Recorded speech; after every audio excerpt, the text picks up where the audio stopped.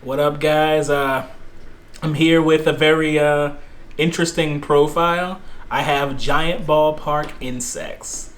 I'm not going to explain why. Let's get into it. Okay, I guess I will explain why.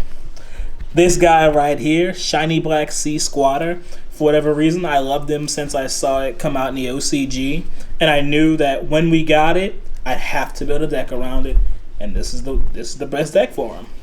So, vanilla, 2000 attack. He is okay. Next up is kind of the playmaker of the deck. Goki Pole or Goki Poli, I don't know. But, so Goki Pole is cool. When it is sent to graveyard, you can add a level 4 insect monster from deck to hand. Then, if you added a normal monster, you can special summon it. Then, you can destroy one monster on the field with attack greater than or equal to it. That's actually a consistent effect throughout the deck. These insect monsters that or these cards that destroy monsters that have attack greater than or equal to your insects, because insects they're known for being weak, right? And looking at Goki Pole at 1000 attack, they're pretty weak. He is an exception, but it's okay because he's cool. And that's really how the whole deck functions, and you're going to hear that a lot more. But he's at 3 because a lot of our card effects need 3 ofs. Next up is Resonance Insect, or Resonance Insect. So, Resonance Insect is weird. It only really matters once it's banished. When it's banished, you can send an insect from deck to grave. That's very useful in this deck because, like I mentioned with Goki Pole, it gets effect when it's sent to grave, however it gets there. So Resonance Insect is really just an extender in this deck. Also, if you notice, 3 of, because we need 3 ofs. Then Pinch Hopper.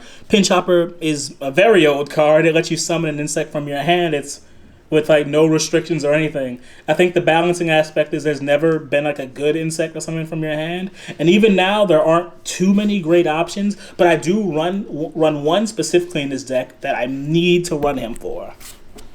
Also at 3 because we need 3 ofs. Speaking of 3 ofs, Danger Mothman. This is our Danger Insect monster. We needed insects, and he gives us draw power. It's not a lot, but it's just enough to get by. Our special summon is Tekapede. It summons itself by banishing an insect from grave. Doesn't that sound familiar? Yes. You can banish a Resonance Insect from your grave to then summon its Tekapede, and then you'll get your Resonance Insect effect, which you could use to send Goki Pole. You see how this starts to work? It's a fairly, it's a well-oiled engine, alright?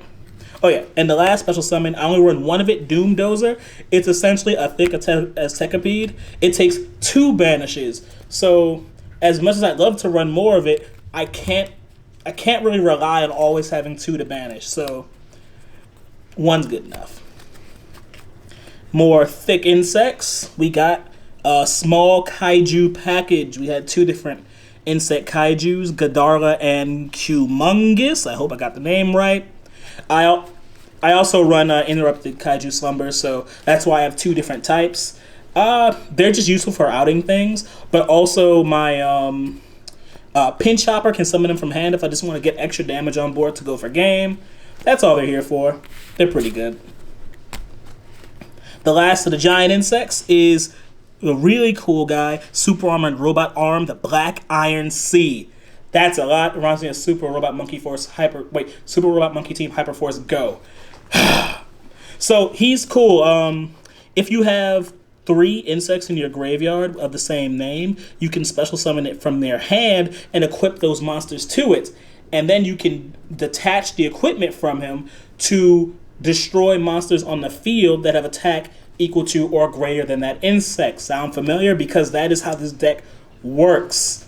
He's only at 1 because it can be sometimes hard to get all 3 copies in your grave unless you have the first spell I'm going to talk about. But first, 3 Ash because, well, hand traps. So this is the power card of the deck. I really hate the fact that it's a field spell, giant ballpark. I gotta make sure I get this right. If during damage calculation, if any player would take battle damage, you can make it 0 for that battle. And if you do, send one level 4 or lower insect monster from deck to GY. Then if you sent a normal monster, you can special summon any number of monsters with the same name as that monster from hand, deck, or graveyard. So this works with everything we've been talking about before. This is why we run the 3-ofs. This is why we run Goki Pole. It gives you so many just options. And I think that's what's fun about this deck. You don't have to play it in exactly the way it wants to be played, because you can go for a play where you send insects to blow things up. In that case, you want to send like weak. You want to end up sending like weak insects. But there will be times when you want to send stronger insects like him because he's a normal monster. You're only going to be able to blow up the strongest of monsters, but being able to sending one normal to get all of them out the deck to set up plays for later is invaluable. Also, I forgot to mention the last part. If a monster you control is sent to the GY by an opponent's card effect, you can special summon one insect normal monster from your GY. So that's why you want him in the grave. He'll always keep coming back. We run 3 giant ballpark because terraforming is at 1. This deck would really love it if you could have more. Next up is our Interrupted Kaiju Slumber. It's for the Kaijus. It blows up the board. In a deck that really doesn't need much more removal, a little bit more doesn't hurt. Then is Double Twin Twisters. We end up with a lot of things in our hands that we don't necessarily need. So we just pitch them to blow up cards. It's easy. It works. Oh yeah, more removal, Raigeki. We just don't like our opponent having monsters. It's just not a thing. Then Gold Sark, that's for Resonance Insect. It gets effect when banished. Gold Sark worked it perfectly. And then Double or Nothing, because if you notice, there's a lot of 4s in here. So we do run Double or Nothing with Utopia. And last, but certainly not least, our best hand trap, Infinite Impermanence. I guess when it comes to versatility, you can't do much better than a set of Ash and a set of Impermanence, so that's what we use here. And that's it for the main. Where did I put the extra? Here it is.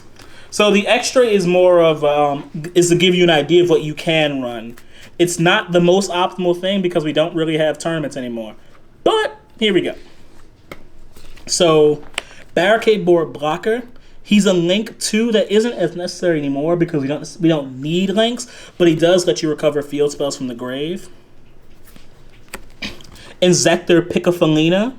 So she's a cool link monster. Takes 2 insects, and when she's link summoned, you can pitch a card and target one insect on your field and equip an insect monster from your deck as an equip spell. And it gives that monster 500 attack and defense. So that's pretty awesome. It's almost like a Union carrier in a way. And you can target 3 insect monsters in your GY, shuffle them into the deck, and draw 1 card. So we love sending insects to the grave, and she gives us a way to actually get a draw off of it. So between her and Mothman, you should be able to move through your deck fairly easily. Oh, and a second copy. And Avramax, because we do have we can get a lot of monsters on board, but they're just not very strong or defensive. Well, Avramax, he kind of just fills that hole. And then the 4s. So first up, you know I had it. Utopia and Double. Give us the OTK potential. We just want to end games. Baguska and Abyss Dweller. We don't want our opponents to play. And Castel and Tornado Dragon because we don't like them having cards. But these are just examples of what you can run. You can run really any generic rank 4s you want. They work fine with the deck.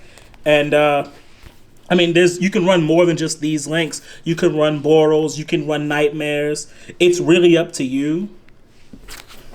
But that's all I got for you today, guys. This is my Giant Ballpark Insect deck. It's a fun deck. Is it competitive? Not yet. But maybe you can make it, you know?